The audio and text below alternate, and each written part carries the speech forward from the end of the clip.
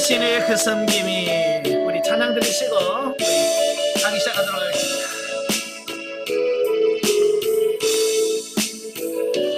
당신의 그 섬김이 산들에서 해같이 빛나리. 당신의 그 명손이 산들에서 해같이 빛나리. 당신의 그 믿음이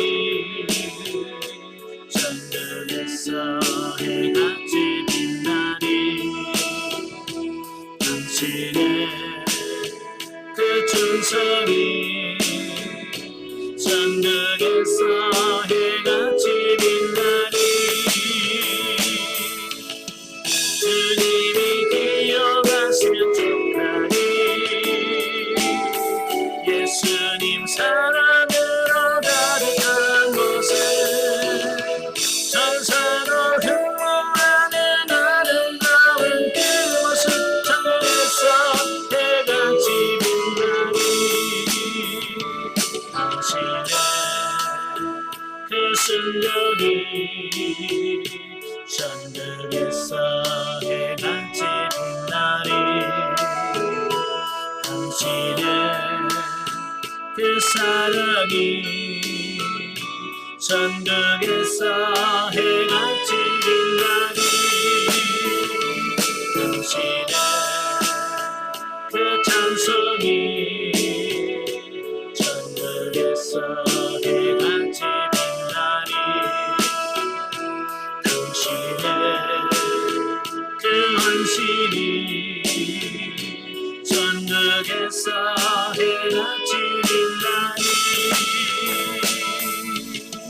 주님이 기억하신 족하니.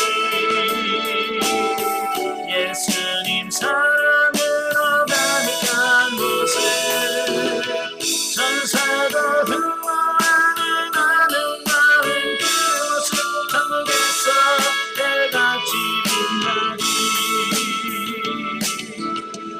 아멘. 네, 기도하겠습니다. 은혜로우신 아버지, 은혜와 사랑을 진심으로 감사합니다. 오늘도 우리를 사랑하셔서 귀한 시간을 허락하시고 하나님의 말씀을 같이 나누며 훈련할 수 있도록 은혜 주셔서 감사합니다. 오늘 야고보의 말씀을 나눌 때 성령께서 우리 지각을 열으셔서 잘 깨달아지게 하시고 그 말씀대로 살아있는 믿음을 소유한 우리 모두가 될 수 있도록 도와주옵소서. 시종을 주님께 맡겨오며 예수님의 이름으로 감사하며 기도합나이다. 아멘. 예, 이 시간 우리 교재 20페이지입니다. 20페이지 보시면 야고보서 본문 위에 2장이 나오게 되어지는데요. 자, 2장은 형제차별의 부당성과 행함으로 입증되는 믿음에 대한 말씀을 합니다. 자, 1절부터 13절에 보면 형제차별과 책망, 또 형제사랑을 권면하는 내용이 나오죠. 자, 본문은 그 앞단락 1장 19절부터 27절에서 야고보는 성도들의 신앙생활의 기초로서 말씀 안에 거하는 생활에 대한 권고와 직접적으로 연결되는 부분으로서 교회 내에서 형제들에 대한 차별을 경계하고 있습니다. 참 예나 지금이나 사람을 차별하면 안 되겠죠. 예, 차별하면 안 돼요.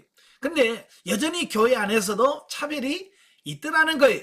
예, 초대교회도 마찬가지고요. 즉 보면은 하나님의 말씀을 받아 이웃에게 사랑을 베풀기는커녕 오히려 재산의 빈부나 주의의 고와 같은 외형적 조건으로 그리스도 안에서 한 형제된 형제들을 평가하고 차별 대우했던 수신자들의 잘못을 구체적으로 지적하고 책망하고 있는 내용이 1절부터 5절에 나옵니다. 예, 참 사람은 차별 대우하는 것이 안 해야 되는데 많은 분들이 그걸 하고 있더라는 거예요. 너무 쉽게. 어찌보면 교회 안에서 심각하죠. 예, 여기서 차별이라고 하는 것은 뭐예요? 예, 재산의 빈부. 좀 돈 있으면 대접받고, 돈 없으면 무시받고, 예, 또 세상에 주의가 좀 있으면 환영받고, 그렇지 않으면 무시하는 어떤 이런 부분이 있으면 절대로 되지 않는다라고 하는 겁니다. 예, 아시겠죠? 여러분도 교회에서 차별이 없으셔야 돼. 자, 그 다음에 수신자들의 태도가 하나님의 뜻에 위반되는 죄임을 논한 후에 이 차별하는 것은 하나님 앞에서 죄다. 자, 이걸 지적해 주고 있어요. 자, 그렇게 하나님의 뜻을 어기고 긍휼을 베풀지 않는 자는 심판을 면치 못할 것이라고 하는 경고와 함께 그들로 하여금 긍휼을 행하는 자들이 될 것을 촉구하고 있다. 예, 사람을 차별하면 하나님의 심판이 있다. 예, 무서운 거예요. 예, 그래서 함부로 사람들을 차별하지 않는 여러분 되시길 바래요. 자, 이러한 본문은 믿음은 반드시 바른 행위를 동반한다라고 하는 사실을 강조하고 있는 본서의 핵심 단락인 다음 단락인 14절과 26절의 논리를 전개하기 위한 배경으로 주어진 것이다라고 하는 거예요. 그러니까 우리가 이 믿음은 관념이나 어떤 사상이 아니에요. 삶 그 자체라고 하는 거예요. 그러니까 삶으로 행동으로 나오지 않으면 그건 믿음이라고 할 수 없다. 참 믿음은 반드시 행위로서 드러나게 돼 있다. 자, 이걸 말씀해 주고 있는 거예요. 자, 한편 야고보는 여기서 형제들을 차별해서는 안 되는 이유를 4가지로 설명을 하고 있어요. 자, 첫째는 뭐냐? 성도는 누구나 영광의 주 예수 그리스도를 믿는 한 믿음을 받았기 때문이다 라고 하는 겁니다. 자, 이게 이제 굉장히 중요한 거예요. 하나님께서 우리를 구원하실 때 하나님께서는 차별을 하지 않으신다라고 하는 거예요.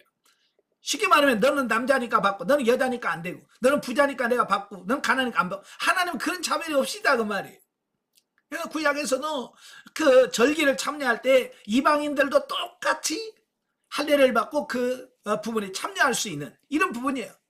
또 도피성에 피할 때도 외국인이라고 해서 너는 안 돼. 그게 아니에요. 외국인도 똑같이 보호를 받게 돼요. 그러니까 이런 걸 보면 하나님은 절대로 차별하지 않으신다. 예. 그래서 모든 사람은 동일한 믿음으로 하나님께 구원을 받아. 그러니까 하나님은 똑같이 취급하는데 왜 우리가 차별되어 하느냐는 거예요. 그럼 안 된다라고 하는 거고요. 둘째는 하나님께서 이 세상에서 영적으로 가난한 자들을 택하여 믿음에 부유하게 하시고 하나님 나라를 유업으로 주셨기 때문이다 라고 하는 겁니다.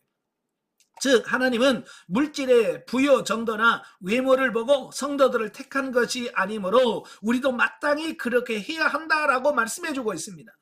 예, 하나님은 외모, 여기서 외모라는 것은 단순히 어떤 겉모습을 말하는 게 아니에요. 외형적인 물질의 유무, 신분의 지위, 고황 뭐 이런 것들을 다 가리키는 겁니다. 그런 걸 가지고 하나님은 차별하는 게 아니라는 겁니다. 오히려 정반대인 거예요. 고린도전서에 보면 하나님께서 뭐라고 그래요? 약한 자를 들어 강한 자를 부끄럽게 하시고 가난한 자를 들어서 있는 자를 부끄럽게 하시는 요게 하나님의 뜻이란 말이에요. 예. 자, 그 다음에 세 번째, 하나님의 말씀이 형제 차별을 금하고 이웃사랑을 명령하셨기 때문이다 라고 하는 거예요. 그러니까 하나님이 하지 말라고 하면 어떻게 해야 돼요? 말 들어야 될 거 아니에요. 그죠? 하나님이 형제 차별하지 마라 그랬으니까 우리는 네 하고 형제 차별하면 안 된다는 거예요. 그 다음에 네 번째는 뭐냐? 형제 차별을 하는 자에게는 하나님의 혹독한 심판이 있을 것이다 라는 겁니다.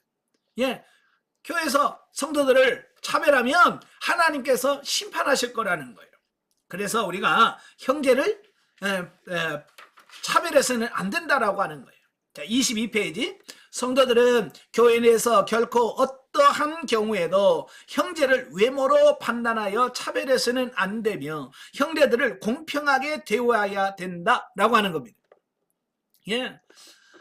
만약 교회가 믿는 형제들을 외모로 판단하여 차별한다면 그 교회는 생명력을 잃고 급기야 하나님과 상관없는 세속적인 단체가 되면 물론 하나님의 엄청난 심판을 면치 못할 것이라고 야고보는 경고하고 있다라고 하는 거예요. 오늘 우리 한국교회에서 우리 교회는 안 그래요, 안 그래요 라고 말합니다.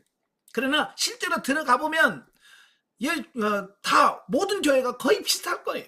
여러분 교회에서 장로 세울 때 보통 뭐라고 그래요? 그래서 장로는 좀 있어야지, 돈 좀 있어야 교회다 돈 좀 쓰고 그러지, 그죠? 그래서 좀 있는 사람들에게 장로를 빨리 됩니다. 자, 이런 경우를 보면 벌써 말로는 안 한다고 하면서도 그렇게 하고 있다는 거예요. 왜 한국 교회가 왜 생명력을 자꾸 잃어가냐면 바로 그런 거예요. 물질의 유무를 따라서 장로를 세우든 권사를 세우든 직분자를 세울 때 물질의 유무를 따라서 그게 되고 안 되고가 결정이 됐나. 그래서 한국교회가 점점 타락해 가고 있는 거예요. 자, 이런 야고보의 권면은 오늘날 황금 만능주의, 또 배금주의가 판을 치고 있는 이 땅에 있는 교회들이 주의 깊게 받아들여야 할 것이다 라고 하는 겁니다. 예, 그러니까 성도를 구원받을 영혼으로 보지 아니하고 수입원으로 보는, 자, 이런 경향이 있다라고 하는 거예요. 예, 그래서 얼마 전에 제가 유튜브를 보니까 이런 말이 있어요. 신천지가, 예, 전도 대상자에서 천주교인들은 빼라, 카톨릭 신자는 빼라는, 예, 카톨릭 신자는 절대로 전도하지 말라고 그랬대. 그래서 그 이유를 보니까 이 카톨릭 신자는 헌금을 안 한다는 거예요. 주일날에 와가지고 1,000원 헌금한대, 1,000원. 그러니까 숫자를 많이 해도 나오는 게 없어. 헌금을 안 하니까. 이 사람들 원래 헌금을 잘 안 하니까, 예? 수입이 줄어든다. 그래서, 예, 카톨릭 신자들은 전도하지 말라고 그랬대. 자, 그걸 뭐냐? 그 천주교는, 그 신천지는 참된 종교가 아니라는 것을 스스로가 드러낸 거예요. 여러분, 영혼을 돈으로 계산할 수 있습니까? 예? 그들은 물질의 유무로 사람을 차별하잖아요. 헌금을 하고 안 하고를 통해서 그 사람을 차별하는, 요건 진짜가 아니라는 얘기예요. 우리는 영혼으로 보셔야 돼. 아시겠죠? 영혼으로 보고 그 영혼을 정말 천하보다도 귀중한 한 영혼으로 보고 우리가 사람을 대해야 된다라고 하는 겁니다.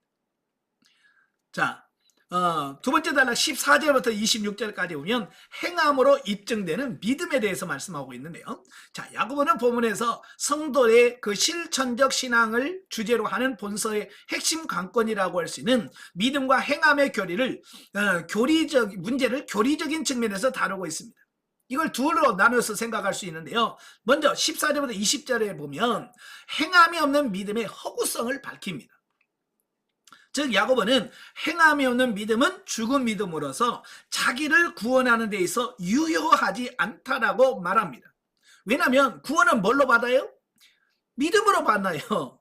자, 구원은 믿음으로 받는데, 예, 거짓된 믿음을 갖고 있기 때문에, 그리고 행함이 없는 믿음은 가짜니까 그 가짜 믿음을 갖고 있는 사람은 구원받을 수 없다라는, 이 원리를 설명해 주고 있는 거예요. 예, 또 행하면은 믿음은 자신의 믿음의 진정성을 입술로만 말할 수 있을 뿐, 입술로는 귀신들도 스스로 믿는다라고 말할 수 있으며 믿음의 진정성을 입증할 길이 없다라고 하는 겁니다. 예, 그러니까 믿음은 행함으로만 증명되지, 말로는 귀신들도 믿는다고 한다는 거예요. 하나님 존재 제일 먼저 잘하는 게 누구야? 귀신들이에요. 자, 예수님이 하나님의 아들로 이 땅에 오셨죠. 제자들도 예수님이 하나님의 아들이라는 거 몰랐어요. 근데 귀신들은요, 귀신같이 알아요. 나는 당신이 누군지 합니다. 거룩하신 하나님의 아들입니다. 귀신같이 알아. 근데 귀신은 뭘 안 해요? 회개하고 주님 앞에 돌아오지 않아요. 그냥 알 뿐이야. 입으로 고백, 말만 할 뿐이지. 오늘도 귀신 같은 믿음을 갖고 있는 신자들이 너무 많은 거예요. 아는 건 기가 막히게 잘 알아. 말도 어찌 그렇게 잘하는지. 그러나 행함이 없는 믿음이요, 예, 행하는 믿음이 없어. 가짜라는 거예요. 여러분도 그런 가짜 믿음 갖고 있지 않기를 바라요. 자, 이어서 21절부터 26절에는 그 믿음과 행함이 일치된 진정한 믿음의 인물이었던 아브라함과 라합의 예를 들어서 행함으로만 믿음의 진정성이 입증될 수 있다라고 하는 것을 강조합니다. 자, 사실 아브라함과 라합은 믿음의 인물이라고 할 수 있는 까닭도 그들이 자신의 믿음을 행함으로써 증명했기 때문이다라고 하는 거예요. 자, 여기서 언급된 구약의 인물인 아브라함과 라합 중에 한 사람은 이스라엘의 조상이고, 조상이면 믿음의 조상입니다. 그래서 아브라함 그러면 믿음의 조상이라고 되어 있죠. 근데 다른 한 사람은 이방 여인으로서 그 출신이 비천한 기생 출신이에요. 자, 이들은 양극단의 인물이지만 그들은 행함으로 믿음을 입증한 진정한 믿음의 소유자라고 하는 공통점을 가지고 있다라고 하는 겁니다. 예. 그러니까 아브라함은 좀 그렇잖아요. 그죠? 근데 기생 라합은 어찌 보면 비교할 수 없는, 그럼에도 불구하고 이 둘은 다 믿음으로 구원받았다고, 행함으로 구원받은 어떤 이런 진정한 믿음을 소유했다라고 하는 것을 보게 됩니다. 자, 이건 뭘 말하느냐? 믿음에는 국적도 또 혈통도 직업도 그 어떤 것도 하나님은 차별하지 않으신다. 이걸 말씀해 주고 있는 거예요. 만약에 여러분 아들이 있는데 기생 나악 같은 여인을 데려와서 결혼하겠다고 하면 여러분 어떡하겠습니까? 예? 그래 환영한다 그러겠습니까? 아마 여러분도 저도 고민 많이 할 거예요. 예. 기생을 데려와서 결혼하겠다고 하면 내 아들이 그 여인하고 결혼하는 고민 많이 할 거예요. 근데 하나님은요 그의 믿음을 보시고 차별하지 않으셨어요. 그게 하나님인 거예요. 자, 즉 아브라함은 하나님의 명령에 순종하여 100세에 얻은 아들인 이삭을 하나님께 바치는 행함을 통하여 그는 증명이 됐어요. 예, 자기 아들을 뭘로 드려요? 번제로 드리라고 그랬어요. 번제는 뭡니까? 예, 짐승을 잡듯이 목을 따고 그 피를 받고 각을 떠서 불에 태워서 드리는 제사예요. 예. 그런데도 그런 제사를 아브라함은 순종하려고 했다라고 하는 거예요. 또 랍은 뭐예요? 랍은 이스라엘의 두 정탐꾼을 선대하여 도와준 행위로서 각각 그들의 믿음을 입증했다라고 하는 겁니다.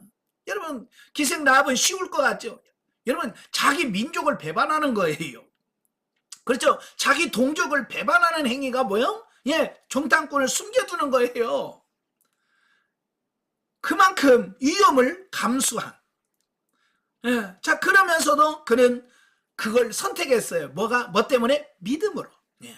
믿음으로 그들은 그걸 선택했고 순종했다라고 하는 것을 보게 됩니다. 그러니까 아브라함도 쉬운 게 아니고요. 랍도 결코 쉬운 일은 아니었다 그 말입니다. 자, 그럼에도 불구하고 그들이 행동으로 옮길 때 그들의 믿음이 행함으로 증명되었다라고 하는 것을 보여주고 있는 거예요. 예. 자, 이런 점에서 참된 믿음은 진리에 대한 단순한 인정이 아니라 진리에 대한 실천적인 순종으로 내포되어야 한다라고 할 수 있다라고 하는 겁니다. 그러니까 입술로만 해서는 안 된다.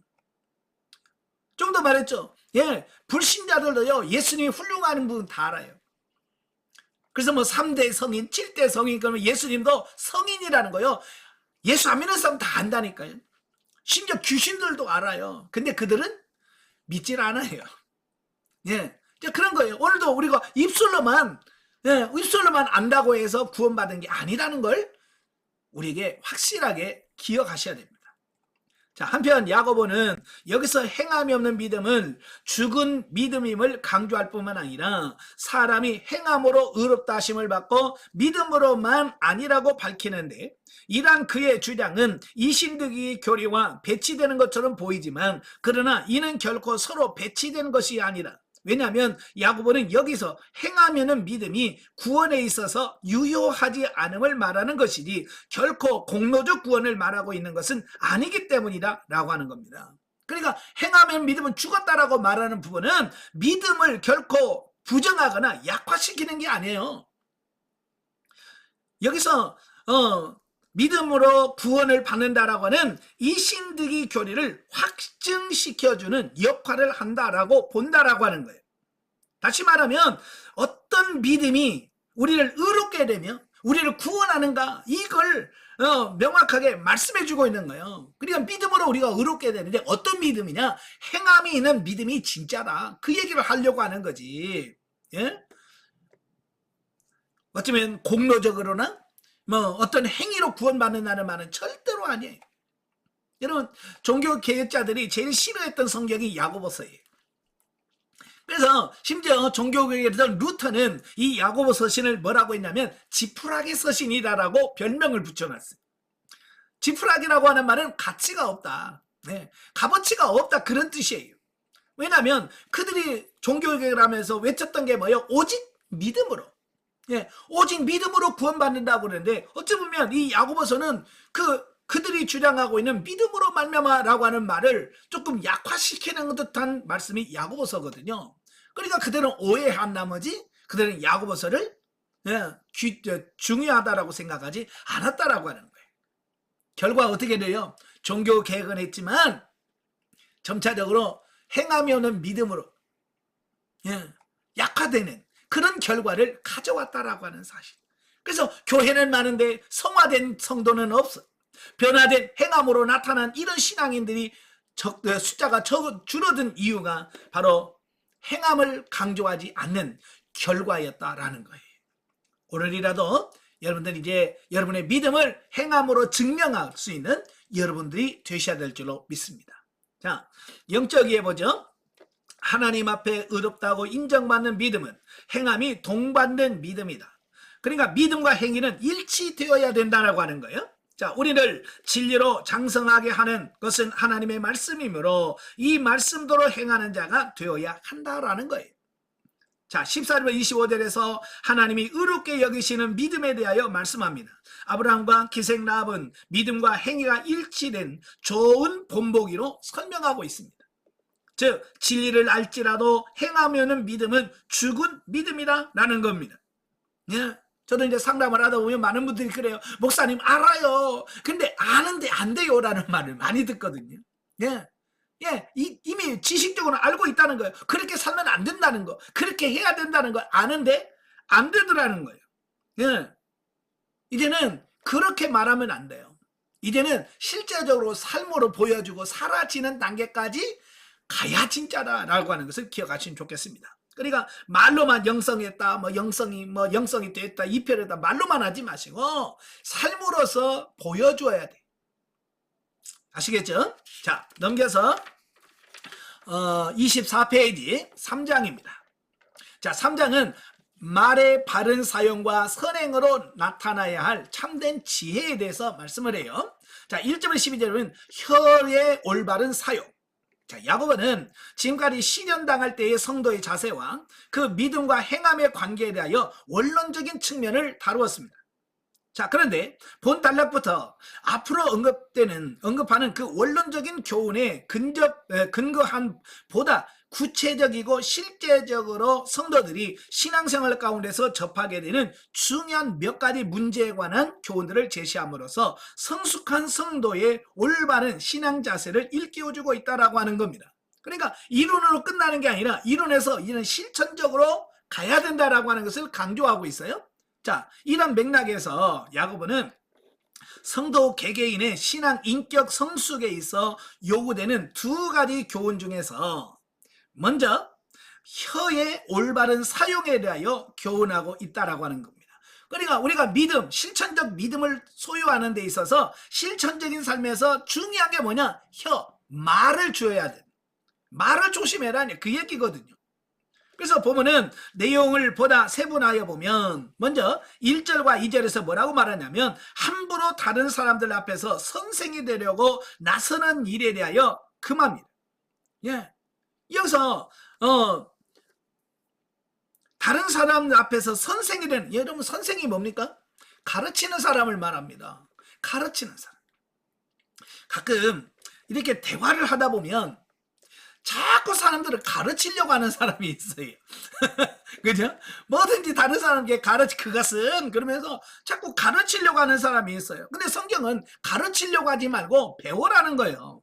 가르치는 자세가 아니라 배우는 자세가 중요한 거예요. 예, 저도 이게 강의를 하고 설교를 하고 있습니다만은 저는 다 됐고 여러분은 안 됐으니까 내가 가르칩니다. 저는 그런 자세 아니에요. 저는 강의하면서 저도 같이 배워요. 상담하면서 저를 봅니다. 그래서 항상 저에게 적용하려고 많이 노력을 해요. 그렇지 않으면 내가 자칫 잘못하면 남을 판단하고 정죄하고요. 나는 하나님은 나중에 버림받을 수 있는 가능성이 커요. 그래서 항상 남을 어쨌든 제가 가르쳐야 되잖아요. 그죠? 예, 가르쳐야 되는 입장이지만 항상 가르치는 것보다도 먼저 배우는 자의 자세가 중요하다라고 하는 거예요. 예, 그래서 선생님만이 되지 마라. 제발 누구를 가르치려고 막 아는 체 하지 마라 그 말이에요. 또 말의 절제의 중요성을 말씀해주고 있습니다. 예, 말의 절제성. 예, 말에는 항상 절제가 돼야 돼요. 어때요, 여러분? 말하다가 브레이크가 좀 잘 밟히나요? 안 밟히나요? 많은 사람들은 말하다가 이 브레이크가 안 밟혀요. 그냥 하다 보면 뭐라 그래? 아, 이런 말을 하면 안 되는데 그러면서 자꾸 해. 하면 안 되는데 이 말 하면 안 되는데 하면서 한단 말이에요. 이건 뭐야? 브레이크가 안 밟고 있다는 거예요. 이건 문제가 심각한 거예요. 여러분, 말에 브레이크가 밟혀야 돼. 안 해야 되는 말은 안 해야 돼. 아, 그만해야 되겠다. 입이 다물어져야 돼. 그게 영성이 되느냐 안 되느냐가 결정인 거예요. 어때요? 잘 절제가 되시나요? 예. 그 다음에 3절부터 5절에서는 혀의 특성과 영향력에 대해서 말씀하고 있고 6절부터 8절에는 혀를 제어하지 못할 때 나타나는 악한 결과에 대해서, 그리고 9절부터 12절에서는 혀의 올바른 사용이 성도의 바른 신앙의 생활에 있어서 필수적이라고 하는 사실을 설명하고 있습니다. 자, 특별히 야고보는 이상의 사실을 설명하기 위해서 제갈, 키, 불, 동물, 샘, 나무의 열매 등을 비유로 들어서 혀의 올바른 사용의 중요성을 다각도로 조명을 해주고 있습니다. 그만큼 뭐요? 야고보가 봤을 때 이 말의 중요성, 이 말이 중요하다는 것을 여기서 말씀해주고 있습니다. 그래서 다윗도 시편 141편 3절에 뭐라고 그래요? 내 입술에 파수꾼을 세워주옵소서. 네. 내 입술에 파수꾼을 세워서 이게 내가 해야 될 말인가 해서는 안 될 말인가를 이 입에서 절제를 시킬 수 있는 이 파수꾼이 필요합니다. 우리도 마찬가지예요. 여러분의 입술에 다 파수꾼이 있어야 돼. 그래서 해서 해야 될 말과 해서는 안 될 말들을 여기서 카트를 할 수 있는 그런 파수꾼이 세워지기 위해서 기도하십시오. 저도 늘 기도합니다. 하나님, 제 입술에 파수꾼을 좀 세워주세요. 저는 목회를 하다 보니까 자연적으로 말을 할 수밖에 없잖아요. 그죠? 예, 말 안 하고 설교할 수 있나요? 말 안 하고 강의할 수 있나요? 예, 말 안 하고 상담할 수 있나요? 예, 늘 말을 해야 돼. 그러니까요, 저는요, 말할 때 긴장해요. 그러면서 하나님 앞에 제 입술에 파수꾼을 세워줘서 정말 해야 할 말과 해서는 안 될 말들을 구분하고 절제할 수 있도록 해달라고 기도합니다. 그래도요, 저도 가끔 브레이크가 안 밟힐 때가 있어요. 해놓고 와차 할 때가 있어요. 더 기도해야 되겠죠? 예. 자, 이와 같이 야고보가 말의 올바른 사용의 중요성에 대하여 거듭 강조한 이유는 당시 초대교회 안에서 일어난 성도들 간의 다툼이나 분쟁의 발달이 결국 개인 신앙 인격의 미성숙으로 인한 말의 오용에 있었다는 판단 때문이다 라고 하는 겁니다. 그러니까 야고보가 보니까 교회 안에 많은 분란이 생기고 많은 싸움이 일어나. 근데 그 싸움의 원인을 들어가 보니까 결국은 어디서 나오냐? 다 입에서 말에서 나오더라는 거예요. 지금도 마찬가지예요. 여러분, 부부싸움의 원인을 한번 보세요. 부부간에 갈등하고 싸우는 대부분이 뭐에서부터 출발합니까? 이게 말에서부터 출발하는 거예요. 예? 왜 그런 식으로 말해?부터 시작해갖고 다툼이 커지거든요. 그죠? 이 말하는 것이 얼마나 중요한지를 여기서 말씀해 주고 있습니다. 그런데 문제는 뭐냐면 당사자들은 그게 얼마나 중요한지를 모른다는 거예요. 그죠? 그래서 상대방이 아이고 집사님 그런 식으로 말하면 안 돼. 그러면 그래요? 내가 뭐가 문제일까요? 라고 받아들여야 하는데 그걸 안 받아들입니다. 예, 상대방이 가르쳐줘도 그걸 받아들이질 않아요. 그러니까 남편이 아무리 뭐라 해도 아내가 안 바뀌어. 또 아내가 아무리 말해도 이 입이 안 바뀌어. 그러면 계속 그 가정은 분란, 싸울 수밖에 없는 거예요. 이제는 인식하셔야 돼요. 내 입이 이게 입이 말에 문제가 있구나. 이걸 심각성을 이해를 하고 받아들여요. 하나님, 나를 좀 바꿔주세요 라고 기도해야 거기서부터 변화가 나타나는 겁니다. 변화는 인정할 때부터 나타나요. 자, 이미 앞에서 두어 차례 말의 절제에 대하여 교훈했거니와, 자, 본문에서는 보다 집중하여 말의 절제를 통한 개인 신앙 인격의 성숙을 강조하고 있는 것이다. 그리고 이러한 말의 오용으로 인한 다툼이나 분쟁은 비단 초대교회뿐만 아니라 현대교회 안에서도 빈번히 일어나는 것인 바, 본문이 현대 성도들에게 주는 교훈이 실로 크다 하겠다. 예, 그러니까 이 말의 문제는 초대교회, 그런 야고보 시대만 있었던 게 아니에요. 역사적으로 쭉 이루어졌고요. 지금도 일어나고 있어요. 그러니까 정치하는 사람들도 말로 흥했다 말로 망하잖아요. 그죠? 말 한마디 잘못해서 매장이 되고, 예? 말 한마디 잘못해가지고, 예? 쥐가 물러가고 이러잖아요. 자, 그러니까 말이 얼마나 중요한지를 여기서 말씀해주고 있습니다. 예. 그래서 오늘날은 이 말이 더 말의 문제가 심각한 거예요. 옛날에는요, 못 배운 사람들이 많았어요. 그러니까 못 배운 사람들은요, 아휴, 나는 무식하니까, 나는 모르니까, 그런 말을 잘 안 했어요. 근데 지금은 어지간하면 다 대학 출신이잖아요. 그죠? 많이 배웠어요. 또 많이 알아요. 이게 많이 안다고 생각하니까 입이 근질근질해서 이걸 말을 하고 싶은 거예요. 그러다 보니까 자꾸 말의 실수가 더 많아지는 거예요. 차라리 모르면 괜찮은데. 그죠? 예, 그래서 여러분도 너무 안다라고 하지 마세요. 저도 진리 단계 들어가니까요, 하나님께서 저를 훈련시키시는데, 어떻게 훈련을 시키냐면, 진리 단계 딱 들어오니까 갑자기요, 입술이 무거워지기 시작하라는 거예요. 이 입술이 얼마나 무거워지는지 마치 입에다가 무거운 추를 이렇게 달아놓은 것 같아요. 이렇게 가만히 있어도 입이 무거워. 입이 무거워서 말을 못하겠네, 말을. 이게 무슨 말을 하고, 누가 상대방이 말하면 내가 그건 아닌데요 라고 반박을 해야 되는데, 이 입술이 떨어지질 않는 거예요. 떨어지질 않아요. 그러면서 하나님께서 누구를 보내주냐면, 이 술 드신 분을 교회에 보내요. 여러분, 술 드신 분하고 대화해 보셨죠? 한 말 또 하고 한 말 또 하고 앞뒤도 안 맞고, 이 술 드신 분을 교회로 매일같이 보내줘서 저한테 2시간 3시간 동안 연설을 하죠. 예? 그런데요, 제 입에서 아유, 술 드시고 교회 오시면 안 되죠, 그러면 안 됩니다 라고 말을 해야 되는데, 입이 얼마나 무거운지 그 말을 못하는 거예요. 그 말이 안 나와요. 저는 그걸 통해서 하나님 뭘 훈련시키냐면, 내 마음에 들든 안 듣든 상대방이 말하면 듣는 훈련을 하나님께서 시키셨어요. 상담을 하다 보면 말도 안 되는 소리 많이 하거든요. 그죠? 예. 그래도 그걸 묵묵히 들어줘. 근데 그게 하루아침에 된 게 아니라, 저는 진리 단계에서 하나님이 말을 듣는 훈련을 시키셨거든요. 술 먹은 사람 보내가지고요, 예? 2시간 3시간 동안을 말을 하게 해요. 여러분도 이제 말하는 자가 아니라 이제 듣는 자가 되길 바래요.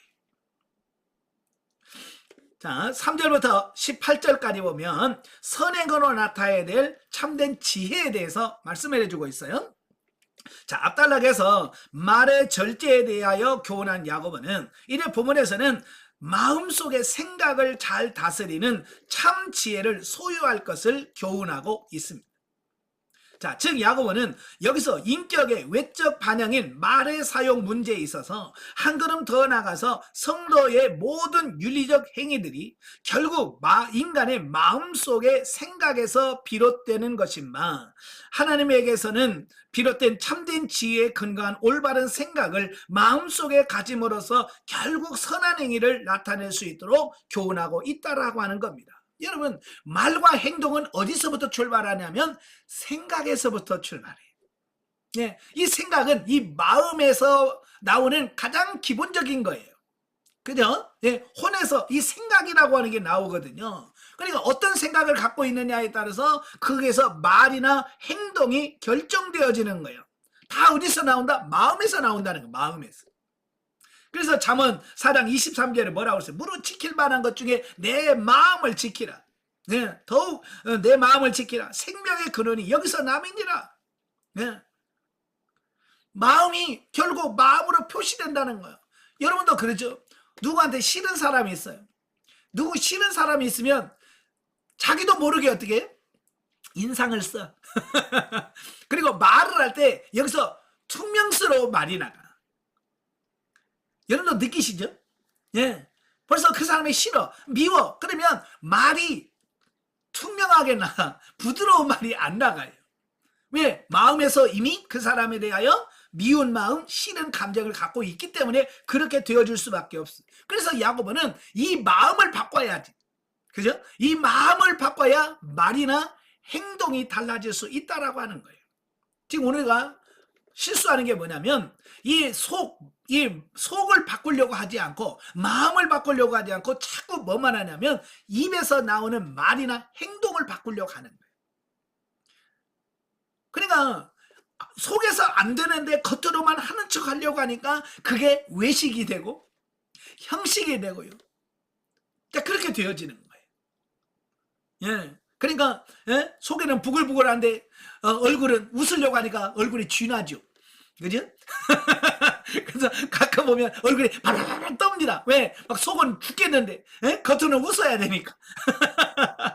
그렇게 되면 안 돼. 속에서부터 평안하고 안정이 되어야 얼굴에서 진짜 미소가 나올 수 있고 상대방을 택할 수 있습니다. 속이 중요한 거예요.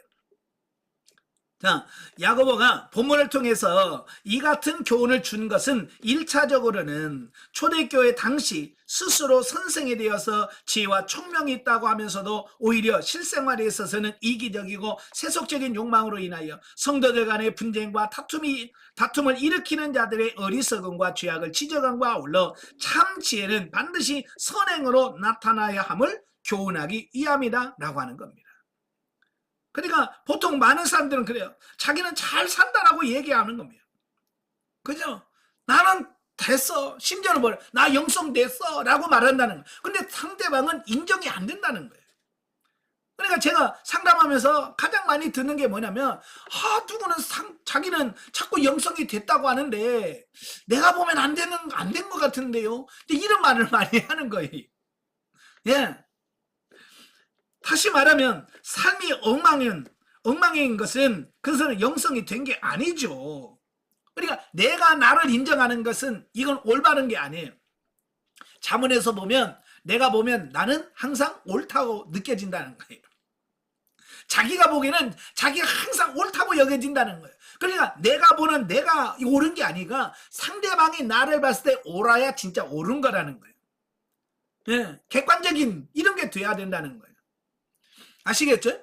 그러니까 내가 나 영성이 됐어요, 나 믿음 좋아요 라고 말하는 게 아니라 다른 사람이 나를 보고 참 영성이 됐습니다, 믿음이 참 좋아요 라고 평가해야 그게 옳다라고 하는 것을 말씀해 주고 있습니다. 다시 말하면 내 삶으로서 이게 나타나지 않으면 이건 가짜다. 왜? 다른 사람들은 내 삶을 보고 그 사람을 평가하거든요. 내 행위를 보고 평가를 하거든요. 그러니까 진짜 변화가 돼야 된다, 그 얘기입니다. 자, 이러한 본문의 내용을 살펴보면 야고보는 먼저 거짓 지혜와 참 지혜를 대조하여 시기와 분열과 다툼이 거짓 지혜의 소산물임을 밝힘으로써 스스로 지혜와 총명이 있다고 하는 자들의 무지와 죄악을 지적하고 참 지혜가 있는 자들은 필경 선한 열매를 맺게 된다는 사실을 밝히고 있습니다. 예수님도 마태복음 7장에서 참 선지자와 거짓 선지자를 비교하면서 그 사람의 열매를 통해서 그 사람은 알지라라고 말씀합니다. 그죠? 그 사람의 열매를 보면 그 사람은 알 수 있다는 거예요. 열매는 뭡니까? 삶이에요. 그 사람의 삶의 모습을 보면 야, 진짜인지 가짜인지 이걸 알 수 있다라고 하는 것을 보게 됩니다. 그러니까 지혜 역시 내가 지혜 있다고 말해봐야 소용이 없다는 거예요. 삶으로 보여줘야만 그게 진짜 참 지혜다라고 하는 것을 말씀해주고 있는 거예요. 자, 넘겨서 26페이지에 오시면, 자, 여기서 나타난 지혜의 특징을 비교해보면, 먼저 거짓 지혜의 특징이 뭐냐? 참 지혜와 거짓 지혜가 있는데, 거짓 지혜의 특징은 독한 시기와 다툼과 자랑과 거짓이라는 겁니다. 자, 이런 것들은 모두 세상적이고 정욕적이고 심지어 마귀적이라는 거예요. 결국 거짓 지혜는 무질서와 모든 악을 양산할 수밖에 없다라고 14절 16절에 말씀해 주고 있습니다. 여러분, 심으면 심은 대로 거두는 겁니다. 콩도 둑도 팥도 둑도라는 말씀이 있어요. 콩 심은 데 콩 나고 팥 심은 데 팥 납니다. 여러분, 거짓된 잘못된 것을 심었는데 좋은 열매가 맺힐 일이 없죠. 자, 반면에 참 지혜의 특징은 성결하고 화평하고 관용하고 양순하고 긍휼과 선한 열매가 가득하고 편벽과 거짓이 없다라고 말씀해주고 있습니다. 벌써 열매가 확실히 다르죠. 따라서 참 지혜는 의의 열매를 거두게 된다. 자, 특별히 여기서 주목해야 될 것은 참 지혜의 특성이 성령의 열매, 갈라디아서 5장 22, 23절에 나오는 그 성령의 9가지 열매와 일치한다는 겁니다. 그러니까 그 지혜가 하늘로서 난 것이요 성령으로 말미암는 것임을 시사해 준다. 자, 여기서 참 지혜는 진정한 믿음과 같은 의미를 내포하고 있다. 다시 말하면 우리가 지혜를 있다, 머리가 좋다 나쁘다 그 얘기를 하는 게 아니에요. 여기서 지혜는 진정한 믿음과 같은 용어로 사용되어지는 거예요. 자, 즉 만일 어떤 사람이 지혜와 총명이 있다 하면서도 선한 열매를 맺지 못하고 악한 열매를 맺는다면 그는 참 지혜의 소유자라 할 수 없으며 또한 진정한 믿음을 가진 자일 수 없다. 참된 믿음은 전인격적인 것으로서 모든 언행심사 곧 그 사람의 삶의 전 영역에 걸쳐 구체적으로 영향을 미치며 선한 열매를 맺게 된다라고 하는 겁니다. 예. 그러니까 우리가 영성이 된다 혹은 영성이 됐다라고 하는 말도 같은 겁니다. 삶을 통해서 영성적 삶이 나와야 된 거지. 그렇지 않으면 아무리 내가 영성이 됐다 그래도 그건 된 게 아니라는 사실을 말씀해 주고 있어요. 영적입니다. 말씀을 가르치는 자는 먼저 말씀을 깨닫고 본을 보이는 삶을 살아야 한다. 정말 이게 중요한 거죠. 말하는 건 쉬워도 삶으로 사라지는 것은 어렵습니다. 타인을 말로 훈계하고 가르치기는 쉬우나 자신이 가르친 말씀대로 살기는 어려운 일이다. 말을 제어할 수 있는 자는 온전한 자로 인정을 받는다. 말은 입에 재갈을 물림으로써 통제할 수 있듯이 사람은 말로써 그의 행동이 좌우된다라고 할 수 있다. 신령한 지혜를 깨닫고 영적인 삶을 추구하는 자일수록 더욱 진리로 자신의 언어를 제어할 수 있어야 된다라고 하는 겁니다. 아시겠죠? 예, 입술에 통제가 안 되면 영성이 안 되는 거예요. 내가 영성이 된다라고 하는 말은 입술이 통제가 된다는 거예요. 해야 할 말과 해서는 안 될 말을 분별하고 구분하고 절제할 수 있어야 된다라고 하는 말입니다. 옳지 않은 감정과 생각을 따라가는 것이 시기와 분쟁의 원인이 되므로 오직 우리는 하늘로부터 오는 화평과 관용과 양순과 긍휼과 화평으로 심어 의의 열매를 맺어야 한다. 자, 4장으로 갑니다. 자, 4장은 성도 간의 다툼과 상호 비방 및 세속적 삶에 대한 경계에 대해서 말씀하는데요. 자, 1절부터 10절은 바로 성도 간의 다툼에 관한 경계입니다. 자, 본장은 교회 공동체 전체가 다툼이 없이 일치된 모습으로 보다 성숙된 신앙의 모습을 하나님 앞에 나아가도록 하기 위해서 몇 가지 중요한 교훈을 제시하고 있는데요. 자, 그 중에서 보면은 두 가지로 설명해요. 성도 간의 다툼에 대한 경계와 하나님 앞에서의 겸손을 촉구하는 부분으로 나뉩니다. 자, 보면은 이제 크게 두 부분을 나누면 1절부터 6절에서 성도 간의 다툼의 원인에 대해서 기록을 하고 있습니다. 네. 그러니까 모든 다툼에는 원인이 있겠죠. 원인이 있으니까 싸움이 일어나겠죠. 즉 본문에서 야고보는 성도 간의 다툼이 일어나는 보다 직접적인 이유는 하나님께서 주시는 신령한 은사를 사모하지 아니하고 세상의 헛된 것을 추구하는 그릇된 욕심이라는 사실을 말해주고 있다라고 하는 겁니다. 예. 그러니까 교회 안에서 모든 다툼이 일어나게 되어지는데 그 다툼의 근본적인 원인이 찾아보니까 욕심이더라. 욕심이에요. 이미 1장에서 말씀을 했잖아. 욕심이 있다는 죄를 낳고 죄가 장성하되 사망을 낳느니라 그랬죠. 이게 모든 죄의 출발은 욕심에서부터 출발하는 거예요. 예. 저도 보면 교회 안에서 성도들 간에 문제가 생겨서 보면 절대로 성도들 간에요 신령한 것 가지고 싸우지 않아요. 그죠? 신령한 거 갖고 안 싸워요. 예. 누가 하나님의 말씀대로 잘 순종하느냐 뭐 이거 갖고 안 싸워요. 예. 누가 기도 진짜 하나님 기뻐하는 기도하냐 이거 갖고 안 싸워요. 뭐 갖고 싸웁니까? 예? 목사님한테 누가 더 인정받냐 그거 갖고 싸워. 그렇죠? 그거 갖고 시기하고 질투하고. 예? 심지어는 뭐라고 그래? 주일날 예배 끝나고 목사님하고 악수하고 인사하는데 누구는 5초 하고 누구는 3초 하고 누구는 1초 했다고. 목사님하고 손 조금 오래 잡고 있었다고 그거 시기하고. 이건 아닌 거예요. 이야기하다 보면 뭐 좀 길어질 수도 있고 그죠? 네. 짧게 할 수도 있고 그러는 거지. 그거 가지고 시기하고 그러면 안 되는 거죠. 자, 여기서 세상의 헛된 것이란 사도 요한이 말한 바 육신의 정욕과 안목의 정욕과 이생의 자랑을 가리킨다라고 하는 겁니다.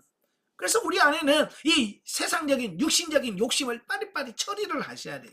이 처리하지 않으면 그 욕심이 결국 우리로 하여금 죄를 짓게 하고 그 죄로 인하여 성도들 간에 다툼이 일어나게 되더라라고 하는 거예요.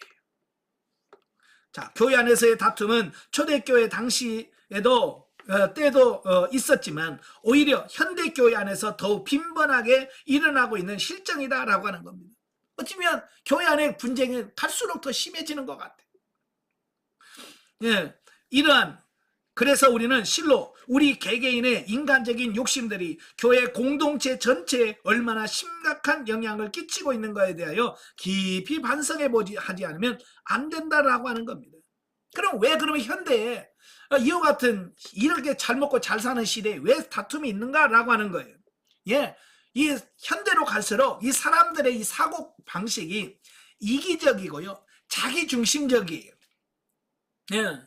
예전에는 공동체를 먼저 생각했는데 이제는 공동체보다도 자기를 먼저 생각하는 이런 시대가 돼요.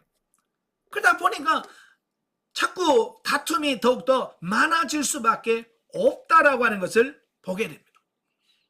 예.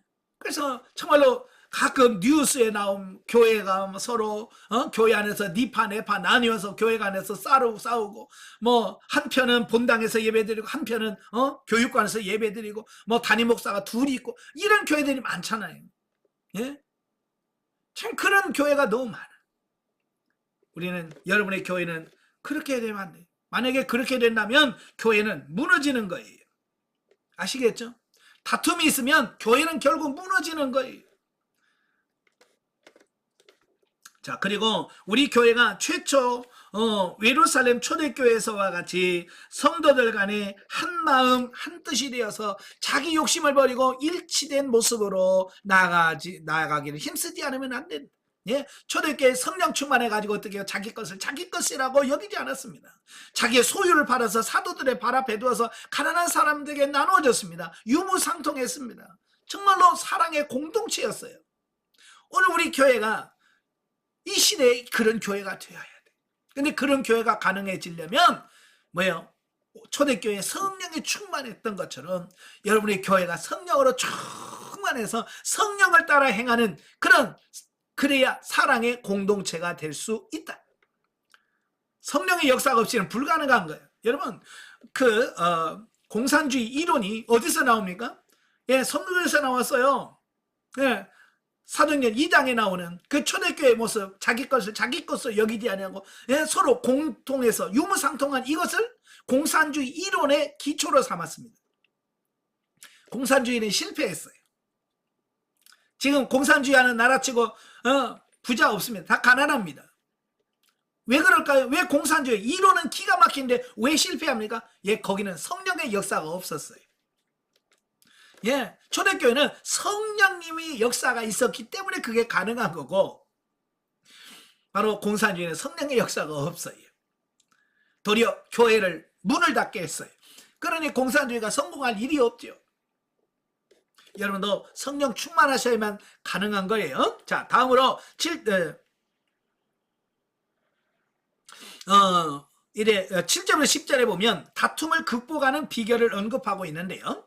자, 즉 본문에서 야고보는 성도들 간의 다툼을 피할 수 있는 방법을 3가지로 제시합니다. 예.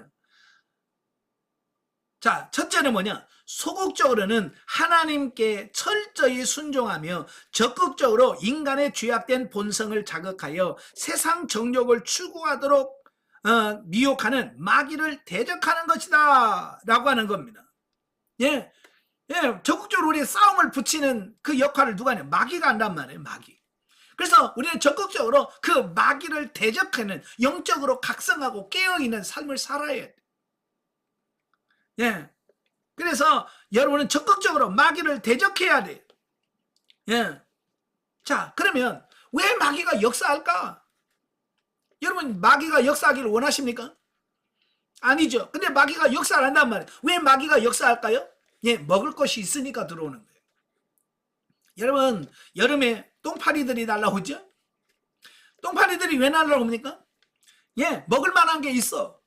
냄새가 나. 썩은 냄새가 나니까 똥파리들이 먹을 게 있으니까 오는 거예요. 마귀들이 왜 우리를 찾아옵니까? 예, 우리 안에 썩어서 부패해서 냄새를 풍깁니다. 그러니까 그걸 먹으려고 쫓아오는 겁니다. 그러니까 우리의 속을 경건하게 하고 깨끗하게 하면 오라고 해도 안 와요.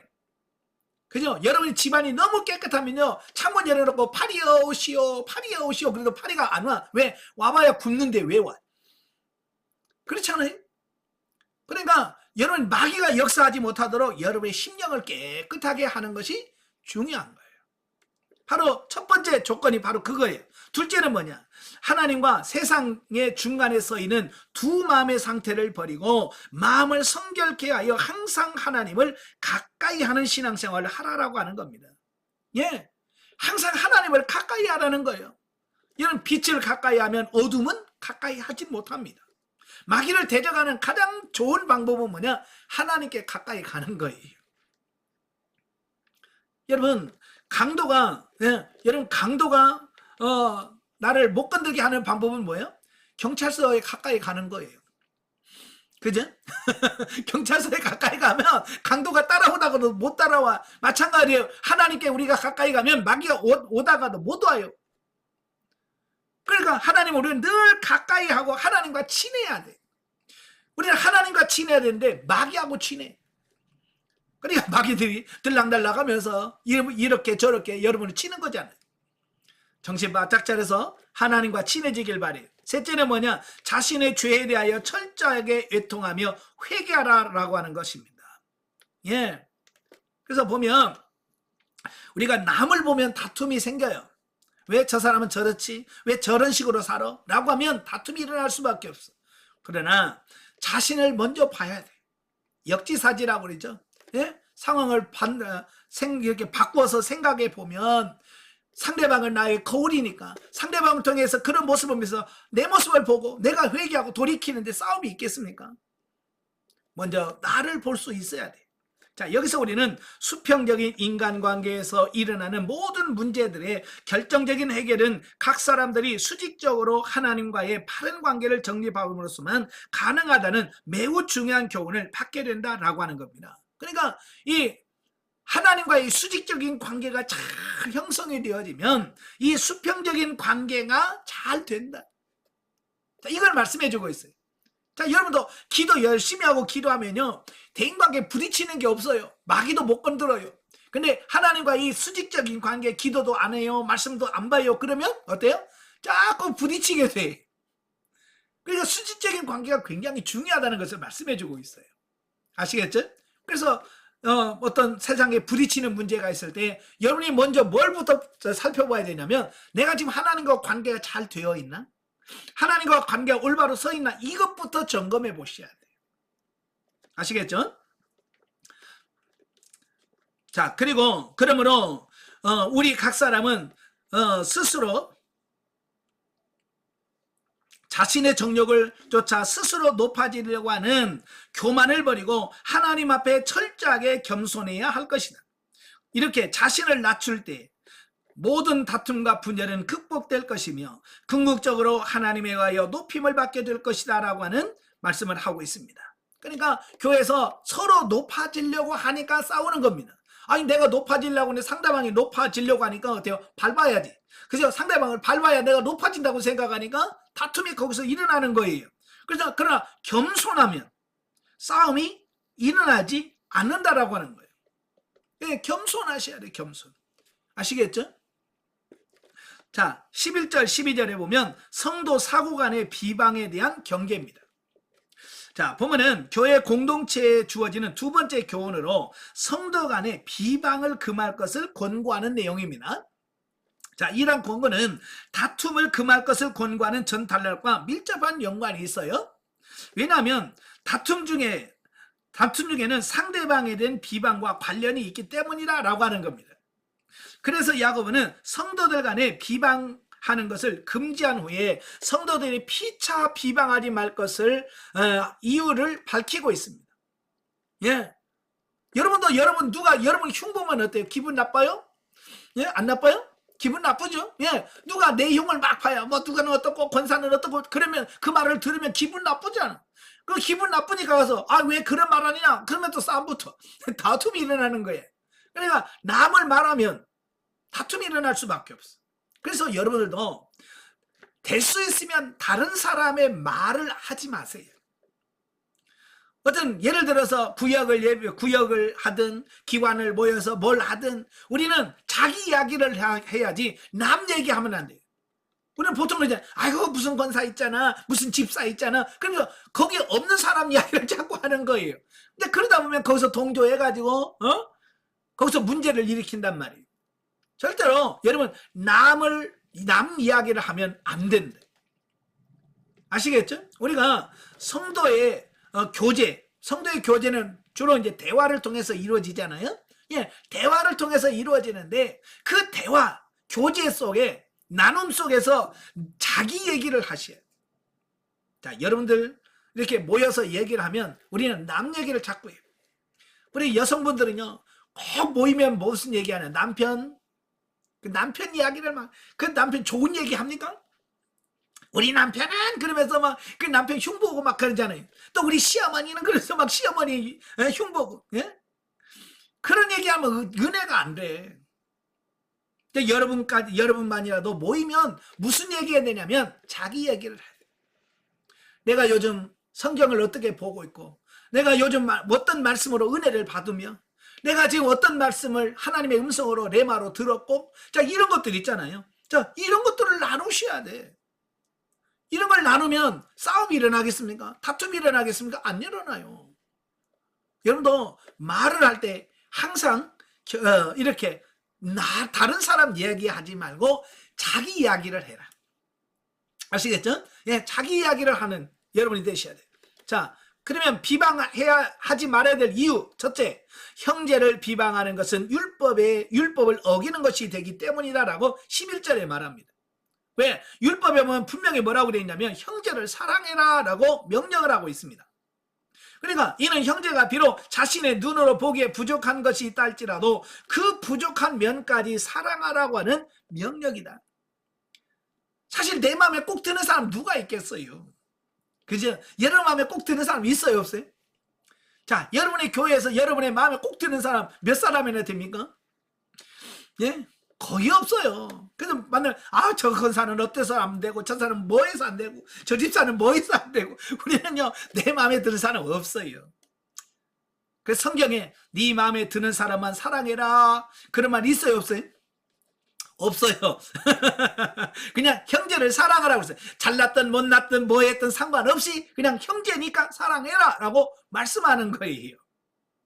그 다음에 둘째는 뭐냐? 형제를 비방하고 판단하는 것이 하나님의 주권을 침해하는 것이다 라고 12절에 말씀해 주고 있습니다. 여러분, 판단은 누가 하느냐? 하나님만이 하시는 거예요. 예, 하나님만이 하시는데 마치 내가 재판장이나 된 것처럼 아이고 그 사람 뭐가 틀렸고 그 사람 뭐가 틀렸고 뭐가 잘못됐고 우리는 막 난도질을 해. 그 사람 이건 월권이라면 월권. 하나님이 행하실 일을 내가 하는 거예요. 예, 그래서 인간들을 판단하고 그 생사를 주관하시는 분은 오직 하나님 한 분뿐이다. 그럼에도 불구하고 성도들이 형제를 비방하고 판단한다면 그것은 자신을 하나님의 위치에 올려놓는 지극한 교만한 행위가 아니라 할 수 없다. 그래서 결국 하나님의 심판을 받게 된다. 왜? 하나님이 해야 할 일을 자기가 뭐라고 해. 그죠? 그래서 절대로 남을 판단하거나 정죄하지 않기를 바래. 왜? 하나님은 우리에게 그런 권한을 주신 적이 없어요. 네가 한번 정죄해봐라, 네가 판단해봐라. 하나님은 여러분에게 그런 권리 안 주셨어요. 그래서 우리가 그런 행위를 하는 순간 우리는 월권 행위가 돼요. 자, 그러므로 우리는 형제의 단점을 꼬집어서 비방하지 말고 형제 사랑하기를 마치 자기 몸을 사랑하듯이 사랑해야 됩니다. 그래서 그 사랑하라고 하신 주님의 말씀을 열심히 준행하시는 여러분 되시길 바라겠고요. 자, 13절 17절에 가면 세속적 삶에 대한 경계가 나옵니다. 자, 보면은 교회 공동체에 주어지는 세 번째 교훈으로 하나님의 뜻을 도외시하고 자행지하자는 세속적 삶을 경계합니다. 야고보는 먼저 수신자들의 물질 중심적이고 인간 중심적인 삶을 지적하고 있습니다. 거기 뭐라고 되어 있어요? 오늘은 여기 가서 장사하고 내일은 어디 가서 이익을 많이 남기리라. 예? 하나님이 나의 삶을 인도하시는데 마치 내가 내 삶의 주인이 된 것처럼 내가 여기 가서 돈 벌고 여기 가서 뭘 해야 되고, 자, 이런다 그 말이에요. 이 말은 무슨 말이에요? 하나님의 뜻에 관심이 없어. 하나님 내가 어디를 가기를 원하시며 하나님은 거기서 뭘 하기를 원하시는지를 관심이 없고 어디 가서 돈이나 많이 벌어서 부자가 될까 여기다만 초점 맞추고 있다 그 말이에요. 지금 오늘 현대 성도들이 현대 사는 성도들이 대부분이 그러고 있어요. 정말 하나님의 뜻에 관심이 있습니까? 하나님의 사명에 관심이 있습니까? 별로 관심 없어요. 언제 나는 누구처럼 좋은 집 사나? 나는 누구처럼 좋은 차 언제나 사서 타나? 이런 거 있잖아요. 세상에 어떤 이런 것들을 추구하며 산다는 말이에요. 자, 그리고 인생을 안개에다 비유하여 하나님 없이 세상적인 가치관에 따라 사는 자들의 삶이 얼마나 불확실하고 허무한지를 논한 후에 성도들은 하나님의 뜻에 절대 의지하여 살아야 하는 것이 마땅하며 하나님 성도들이 하나님의 뜻을 무시하고 자기의 수완이나 재주만을 믿고 자행자리하는 것은 악이요 죄라고 말씀해주고 있습니다. 여러분 우리의 인생을 뭐라고 비유합니까? 안개니라. 여러분 안개가 진하게 찔 때 보면 어때요? 진짜 앞이 깜깜해서 하나도 안 보이잖아요. 이게 뭐 천년만년을 갈 것 같은데 어때요? 태양이 떠서 조금 시간이 지나면 언제 그래 싹 사라지는 게 인생이에요. 예. 그래서 우리가 하나님을 전적으로 믿고 의지하고 그 하나님의 뜻대로 살아가는 그런 존재가 돼야 된다라고 하는 것입니다. 자, 넘겨서 보면은 교회 공동체에 속한 모든 성도들의 삶의 제사가 세속적이고 현세적인 유익을 쫓아가는 삶이 아니라 이 세상 속에서 주의 뜻을 쫓아 행하는 것이야 함을 교훈하고 있다라고 하는 겁니다. 예. 그런데 오늘날 대다수의 우리 크리스천들을 보면 계속해서 뭐야? 세상적인 것을 쫓아 세속적이고 현세적인 것을 추구하며 살아가더라라고 하는 거예요. 그래서 기도할 때마다 주여 맨날 주여 부자 되게 해서요 쌓을 것이 없도록 부어주시옵소서 맨날 그러고 있는 거예요. 그건 뭐냐? 내가 지금 추구하는 바가 영적인 것이 아니라 육신적이고 세상적인 것을 추구하고 있다라고 하는 뜻이에요. 사실 성도들에게는 하나님의 뜻이 자신의 삶과 관련된 최고의 동기가 되어야 된다. 왜냐하면 우리의 모든 하는 일의 성패 여부는 우주 만물을 주관하시는 하나님의 섭리 안에 있기 때문이다. 그럼에도 불구하고 성도들이 세상적인 가치관을 따라 스스로 계획을 세우고 자신의 만족함을 위하여 산다면 그 인생은 실패할 수밖에 없다. 그래서 우리는 먼저 하나님께 묻고 하나님께서 말씀하신 대로 순종해가는 여러분들이 되셔야 된다 그 말입니다. 자, 영적이해 봅니다. 성도가 하나님께 구하여도 받지 못하는 이유는 자신의 야망과 정욕을 위하여 구하기 때문이다 라는 겁니다. 사람의 깊은 중심을 감찰하시는 하나님은 내면의 깊은 욕망에서 기인한 모든 것을 간파하신다. 하나님은 어떤 일도 능치 못할 일이 없지만 성도의 욕망을 이루는 일은 허락하지 않으신다. 예, 그러니까 우리가 기도해도 하나님이 능력이 없어서 응답한 것이 아니라 우리의 방향이 하나님의 뜻이 아니라 육신의 욕망을 이루려고 구하기 때문에 하나님께서 그게 옳지 않기 때문에 내게 유익이 안 되기 때문에 하나님은 허락하지 않으시는 거예요. 다만 믿음을 심어주기 위하여 하나님의 살아계심을 경험하기 위해서 현실적인 문제도 해결해 주신다. 그렇죠? 가끔 목사님 제가 이런 기도했더니 하나님이 들어주셨어요. 예, 하나님도요 맛보기로 왜 너무 안 들어주면 우리가 하나님의 존재를 인식 안 하잖아요. 그죠? 너무 기도를 해도 안 들어주면 나중에 에이 나 기도 안 해 하나님 맨날 기도를 안 들어주고 그럴까봐 가끔 여러분의 기도가 엉뚱할지라도 가끔씩 들어주는 이유예요. 왜? 그래야 하나님을 믿기 때문에. 근데 많은 사람들은 그게 전부인 줄 안다 그 말이에요. 예? 그것은 하나의 미끼일 뿐이에요. 예? 그래서 거기에다 목숨 걸면 안 돼요. 우리는 세상의 쾌락과 야망을 위하여 야망을 따라 죄에 거하지 않도록 근신하고 두려워하고 애통하는 자세를 해야 한다. 세속과 세상 것을 사랑하는 것은 영적인 차원에서 간음하는 일이다. 하나님은 시기하기까지 우리를 사랑하심으로 당신의 백성이 세상을 더 사랑하는 것을 내버려 두지 않으신다.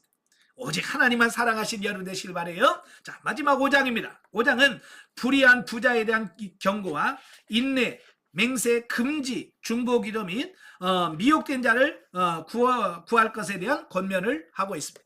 자, 1절부터 6절까지 보면 불의한 자에 대한 경고를 하고 있습니다.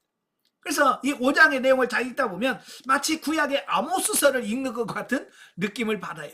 그만큼 강하게 표현하고 있습니다. 자, 특별히 야고보는 이 부자들을 향해서 그들이 이 말 고생을 인하여 울고 회복하라 라고 말씀하시면서 그들에게 임할 하나님의 심판을 선언합니다. 그리고 하나님이 왜 부자를 심판할 수밖에 없느냐, 이걸 네 가지로 설명을 합니다. 첫째는 자신들의 세속적인 욕망을 채우기에 급급하며 자신들의 눈앞에서 추위에 떨며 굶주리는 자를 돌아보지 않더라라고 하는 사실입니다. 그러니까 하나님은 이웃을 사랑하고 가난한 사람, 형제를 사랑하고 그들과 같이 하기를 원하는데, 부자들은 그걸 하지 않고 자기만을 위해서, 자기 욕심만을 위해서 살더라, 그 말이에요. 두 번째로 품꾼에게 정당한 품삯을 지불하지 않고 착취하는 등 불의한 방법으로 재물을 모았더라는. 요즘도 그러죠. 정직하면 돈 벌어요, 못 벌어요?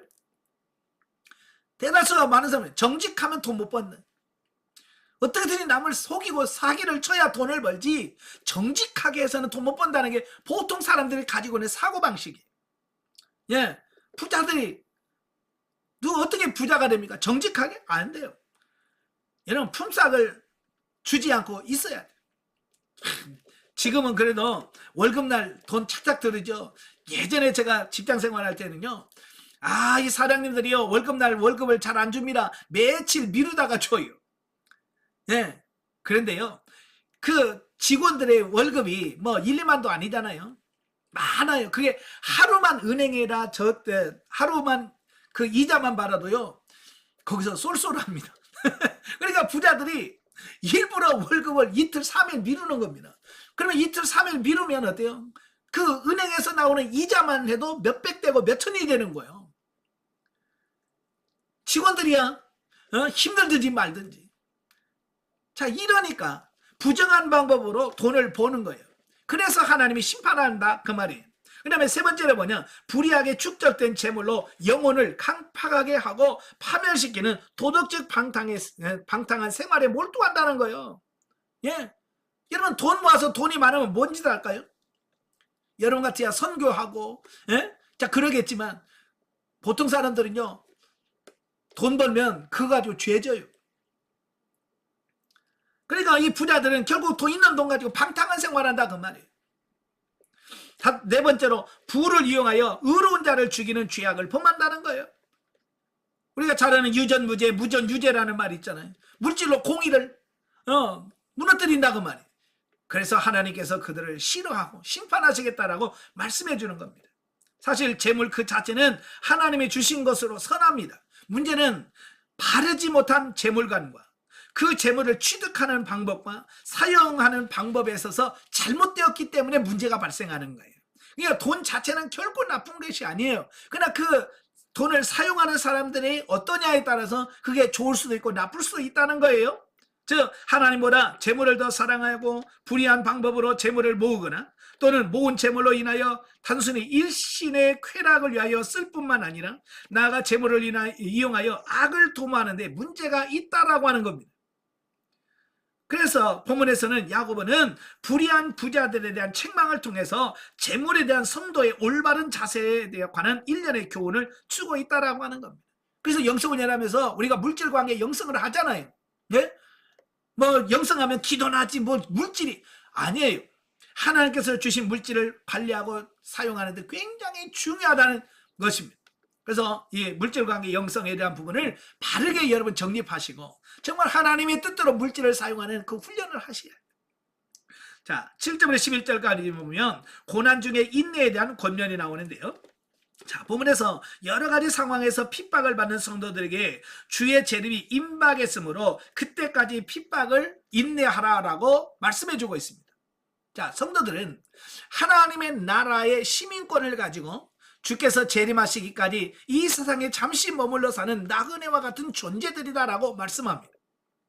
때문에 성도들은 하나님 나라의 가치관과 이 세상의 가치관 가운데서 심한 혼란을 느낄 뿐만 아니라 때로는 세상의 가치관을 따라 사는 불의한 사람들에게 박해를 받기도 한다라고 하는 겁니다.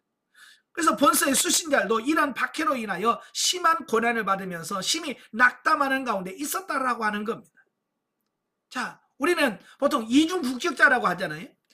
천국 시민권을 가지고 있고 또 이 세상 나라의 시민권을 갖고 있습니다. 우리는 이 두 국적을 갖고 있어. 그래서 우리는 갈등할 수밖에 없어요.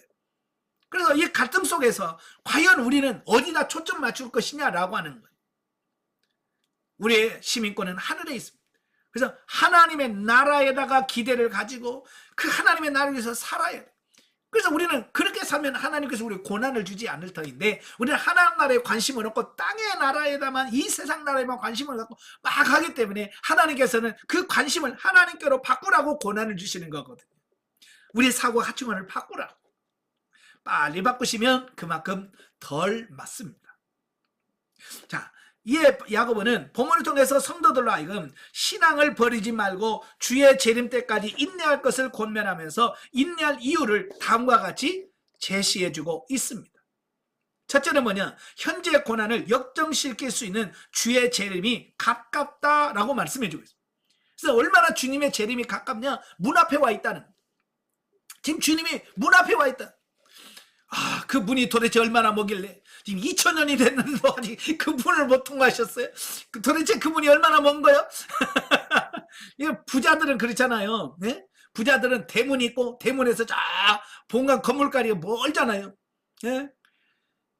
하나님의 나라가 얼마나 큰지. 예. 농부가 파종을 하고 수확을 하기까지 오랫동안 기다려야 한다. 그리고 농부는 기다리는 동안 여러 자연재해와 등과 싸워야 된다. 그럼에도 불구하고 농부가 인내할 수 있는 것은 귀한 열매를 거두는 소망이 있기 때문이다. 예, 농사 짓는 게 쉬운 게 아니더라고요. 예, 저도 텃밭에다가 조금 하는데요. 그쪽 몇 포기 하는 것도 쉽지 않아요. 예, 예, 밤새 벌레가 와서 먹고 가지. 좀 익어서 따먹으려고 하면 벌써 새가 와서 먼저 먹고 가지. 야, 그 몇 개 하는 대로 그거 쉬운 게 아니야. 예. 그러니까 신앙생활도 쉬운 게 아니라고 하는 거. 아시겠죠? 그걸 잘 인식하셔야 돼요. 그래서 오래 그 농부가 왜 기다리느냐? 기다려야 그게 익어가고 열매가 열려지기 때문에 그렇습니다. 예, 이와 마찬가지로 성도들이 고난을 인내할 이유도 인내 끝에 영광이 있기 때문이다. 그런데 이러한 영광은 주의 재림을 통해서 얻게 된다. 그러므로 주님의 재림이 가깝다는 사실은 성도들이 고난을 인내하면서 믿음을 더욱더 굳게 해야 할 충분한 이유가 있다라는 겁니다. 자, 두 번째로 신앙의 선배들이 본을 보였기 때문이다라고 말하는 겁니다. 자, 구약의 선지자들은 하나님의 말씀을 대언하고 악한 자들을 책망하고 하나님의 심판을 선포함으로 수없이 많은 박해를 받았다. 그럼에도 불구하고 그들은 신앙의 정절을 버리지 않고 끝까지 인내하였는데, 그것은 그들이 하늘의 소망을 두고 육신은 죽여도 영혼은 어찌하지 못하는 자들을 두려워하지 않았기 때문이다. 여러분, 선지자 중에 마지막 죽을 때까지 편안하게 잘 먹고 잘 살다 죽은 선지자 있어요, 없어요? 성경에 나온 선지자는 한 명도 없어요. 다 어때요? 어렵고요, 힘들게 살고, 예? 고난을 받고 그랬어요. 근데 그들은 그럼에도 불구하고 뭐요? 중간에 포기하냐 끝까지 하나님을 바라. 왜? 그들은 땅을 바라보는 것이 아니라 하나님의 나라를 바라봤기 때문에 그렇다고 말이에요. 그와 같이 성도들 또한 영혼을 멸하시는 하나님을 경외하며 그 하나님께 소망을 두고 이 세상의 모든 고난을 이겨야 한다라는 겁니다. 아멘. 여러분도 꼭 이 세상에 받는 고난을 이기시길 바래요. 세 번째로 뭐냐? 끝까지 인내하는 자에게 하늘의 축복이 예비되어 있기 때문이다 라고 하는 거예요. 자, 야고보는 이 사실을 욥의 경우를 들어서 설명을 합니다. 자, 욥은 당대의 의인으로 원인 모를 시험을 받아서 고난을 처했지만 그는 하나님을 원망하지 않고 끝까지 인내하기 때문에 그는 하나님으로부터 고난받기 이전에 배나 되는 축복을 받게 됩니다. 이는 끝까지 인내한 성도가 받을 천국의 영원한 축복을 예표하고 있다라고 하는 거예요. 예, 욥이 그걸 끝까지 이기니까 갑절의 복을 받는. 우리는 참지도 않고 맨날 갑절의 복을 허락해. 아니, 갑절의 복을 받으려면 욥과 같은 고난을 받아야죠. 그죠? 근데 우리는 뭐예요? 이거 고난은 빼고요, 고난은 없고요, 그냥 갑절만 주세요. 여러분, 고난이 없으면 갑절이 없다니까요. 고난 없는 영광은 없어요. 고난을 받아야 그 고난을 통과할 때 상이 있는 거예요. 여러분, 끝까지 승리하시길 바라요. 자, 그러므로 성도는 현재의 고난이 하나님께서 성도들을 복되게 하게 하여 허락하신 방편임을 깨닫고 신앙의 선배들의 본을 따라 인내하며 가야 된다. 그냥 되는 건 하나도 없습니다. 자, 11절 18절까지 보면 맹세 금지 및 기도에 관한 권면을 하는 내용이 나오요.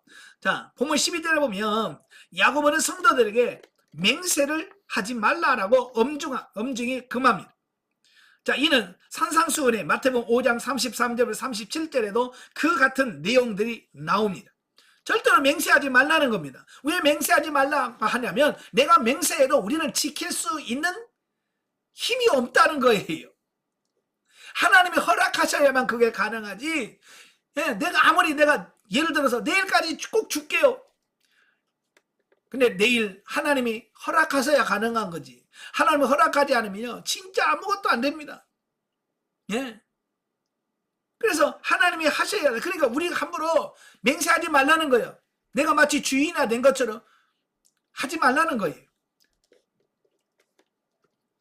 그 다음에 13절 18절까지 보면 기도에 관해서 교훈하고 있는데요. 야고보는 먼저 고난당한 자들에게 기도할 것을 권면합니다. 너희 중에 고난당한 자가 있느냐? 저는 기도할 것이다. 기도하라는 겁니다. 특별히 문제의 하나인 질병에 걸린 자들에 대한 성도들이 취해야 될 자세를 설명하면서 고난에 직면한 성도들은 이를 합심기도로 극복해야 된다. 장로들을 모으고 같이 기도해라라는 겁니다. 여러분, 합심기도는 대단한 능력이 있습니다. 그래서 성경에 보면 합심하여 같이 기도하는 것을 굉장히 중요하게 여깁니다. 또 그렇게 모여서 기도할 때 하나님의 역사를 이루셨어요. 다니엘도 느부갓네살의 꿈을 해몽할 때 혼자 하지 않았습니다. 그는 친구들에게 같이 기도해달라고 요청합니다. 그러니까 같이 친구들이 기도해야죠. 그러니까 꿈 내용을 다니엘에게 하나님께서 계시하시는 복을 받고, 또 느헤미야도 예루살렘 성벽이 무너지고 성문이 불탔다는 말을 듣고 자기만 기도합니까? 아니요. 주위의 사람들에게 같이 기도해달라고. 에스더 역시도 그 왕 앞에 나갈 때 뭐라고 그래요? 나도 금식할 테니까 당신도 다 기도하게 하라. 근데 모든 사람이 기도하게 만들잖아요. 바로 그런 기도, 합심 기도가 있을 때 역사가 나타나요. 여러분도 마음을 같이 해서 같이 기도하는 것이 중요합니다. 또한 엘리야의 기도를 예를 들어서 성도들의 간절한 기도는 반드시 응답을 받게 된다는 사실을 주지시킴으로써 성도들이 직면한 문제에 대한 진정한 해결책이 기도에 있음을 분명하게 말씀합니다. 자, 그러면서 엘리야를 소개하면서 뭐라고 그래? 엘리야도 우리가 똑같은 성경을 가진 사람이로되 그래. 우리는 보통 아이고 엘리야나 되니까 그렇게 하죠. 우리는 아니에요. 뭐 이렇게 하잖아요. 가끔 저도 그러면 아이고 그 목사님이니까 그러죠. 아니 목사는 뭐 눈이 10개 달려 있습니까? 심장이 2개입니까? 예? 똑같아요. 목사도 똑같고요. 엘리야도 우리가 똑같다는 거예요. 그러니까 우리는 특별한 사람만 기도하지. 이걸 특별의식을 빼라는 얘기예요. 여기서 말하는 게 바로 그런 거예요. 엘리야도 우리가 똑같은 사람이지만 기도하니까 하늘에서 불이 내려오고 3년 6개월 동안 그쳤던 비가 내리더라. 이 말은 뭐래요? 너희를 또 기도하면 된다 그 얘기예요. 아시겠죠? 그러니까 특별한 사람만 기도해서 응답받는다 그러지 말고 모든 사람이 기도하면 하나님의 응답을 받는다. 여러분도 그 안에 포함되어 있는 거예요. 자, 19절 20절에 보면 미혹된 자를 구원할 것에 대한 권면이 나옵니다. 자, 당시에도 진리에서 떠난, 그러니까 초대교회 당시는 유대교에서 기독교로 개종한 사람들이 많이 있었어요. 그런데 여러 가지 힘들고 어렵고 고난을 받다 보니까 모르겠다, 나 다시 유대교로 돌아갈래 라고 다시 돌아가는 사람이 있더라는 거예요. 바로 그런 사람들을 어떻게 대할 거냐라고 하는 거예요. 네? 이런 사람들, 그런 사람 미혹의 길에 빠져 있는 사람들에게 다시 돌아오도록 그들 위하여 기도하고, 네? 그들 위해서 더 헌신하고 기도하라라고 말씀해주고 있습니다. 여름에도 신앙생활 같이 잘하던 집사님, 권사님들이 신천지에 앉아있고 하나님의 교회에 앉아있고 이상한 데 가서 앉아있잖아요. 그래도 어떻게 할 겁니까? 예? 너는 지옥에 나가라 그럴 거예요? 그 영혼을 다시 돌아오도록 위해서 기도해야 될 거 아니에요. 바로 이 야고보도 그런 자들을 위해서 기도해달라고 말합니다. 그러므로 성도들 중에 누가 실족하여 진리에서 떠나면 그를 비난하고 정죄할 것이 아니라 그들을 돌아보고 다시 진리의 길로 돌아오도록 힘써야 한다. 한편 야고보는 당시 서신의 일반적인 형식인 마지막 문안 인사를 생략한 채 돌연히 미혹된 자를 구원할 것을 권면한 것으로 자신의 글을 끝맺고 있는데, 이는 본서와 요한 1서에서만 나타나는 독특한 형식이다. 아마도 야고보는 그 권면의 긴박성을 나타내기 위해서 마지막으로 문안 인사를 생략한 듯하다. 영적인 부분, 야고보는 본문을 통해서 올바른 물질관을 생활할 수 있도록 언급하고 있다. 또한 고난을 감사하고 기뻐할 것을 당부하고 있다라고 하는 겁니다. 우리도 여러 가지 고난과 어려움을 겪을 때에 포기하지 말고 끝까지 인내하심으로 잘 통과할 수 있기를 바랍니다. 그래서 여러분도 살아있는 믿음, 행동하는 믿음, 변치 않는 그런 믿음으로 승리하시기를 주님의 이름으로 축원합니다. 기도하겠습니다. 은혜로우신 아버지 감사합니다. 오늘 야고보를 통해서 우리에게 귀한 말씀을 주십니다. 정말 세상이 힘들고 어렵지만 그러나 주님을 부인하고 하나님을 떠나지 않게 하시고 언제나 주님만 붙들고 정말 하나님이 인정할 만한 올바른 믿음을 갖고 승리해가는 우리 모두가 될 수 있도록 주여 도와 주시옵소서. 예수님의 이름으로 감사하며 기도합나이다. 아멘. 하나님께 드립니다.